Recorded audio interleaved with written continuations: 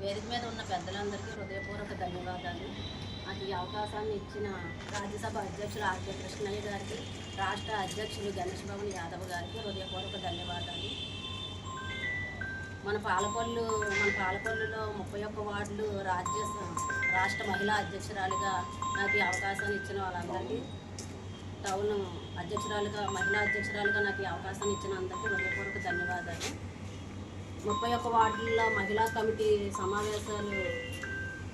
Committee సభ్యులుగా సమావేశాలు ఏర్పాటు చేసి, నూతన కమిటీ ఏర్పాటు చేసి సంఘాన్ని బలప్రభావితంగా చైతన్యవంతంగా ముందుకు నడిపిస్తానని, నా వంతు కృషి చేస్తానని హృదయపూర్వకంగా ఉన్న పెద్దలందరికీ తెలియజేస్తాను.